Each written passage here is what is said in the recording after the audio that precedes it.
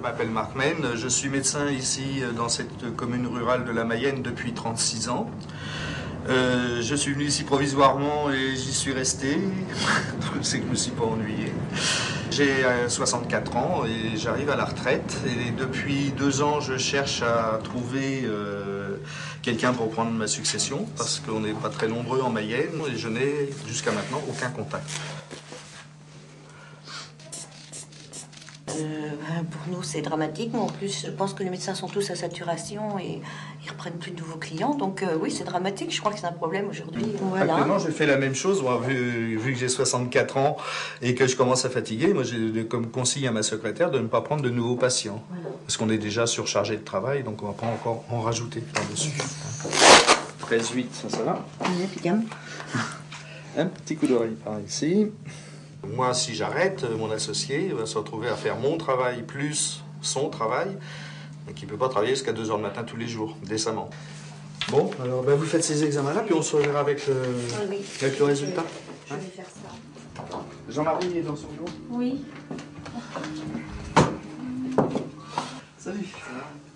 Oui, C'est vrai que moi, je vois très mal le fait de me retrouver avec le boulot qui risque d'être multiplié par 1,5 ou 2, pratiquement, quoi. Et vous avez combien de patients par jour, à peu près, en moyenne?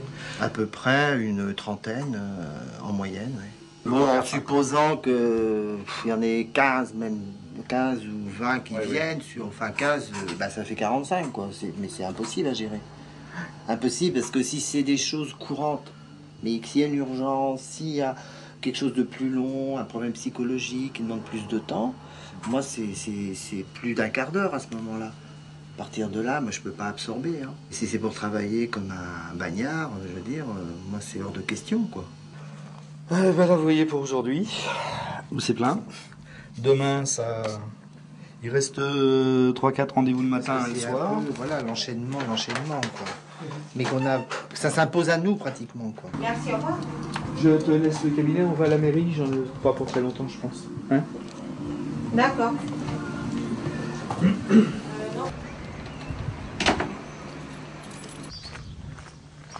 Vas-y Marc, c'est toi l'invité, alors vas-y tu rentres. Aujourd'hui, les personnes qui veulent, si vous voulez, s'implanter sur Andouillé, déjà demandent quelles sont toutes les structures que vous retrouvez. Obligatoirement, il est toujours question de la santé. On sait très bien que les médecins andouillés fait partie des 3 éléments qui font une commune attrayante, c'est-à-dire donc les commerces, la santé, les écoles. Et si on perd un de ces éléments-là, on sait très bien que notre population va aller en déclinant, et c'est justement quasiment un problème d'aménagement du territoire et de garder notre population. C'est pas avec de l'argent qu'on fera venir des jeunes à la campagne. Pour être attractif, il faut qu'on puisse proposer des unités où les gens ne travaillent pas seuls, ne soient pas seuls à résoudre leurs problèmes. Donc il faut regrouper les médecins et regrouper les paramédicaux avec, de façon à faire du travail d'équipe et non plus faire un travail solitaire.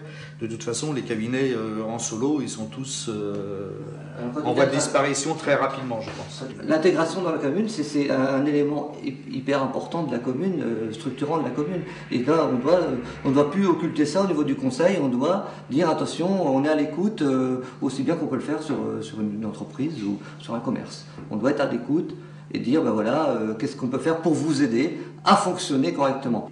Au niveau matériel, au niveau organisation, au niveau vie dans la commune.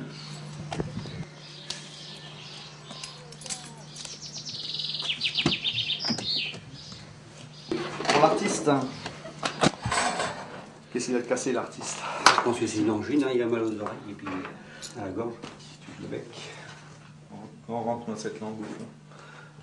Un de nos gros problèmes mayennais, c'est justement les gardes médicales, qui rebutent souvent les jeunes de par la lourdeur, de par la durée du temps de travail.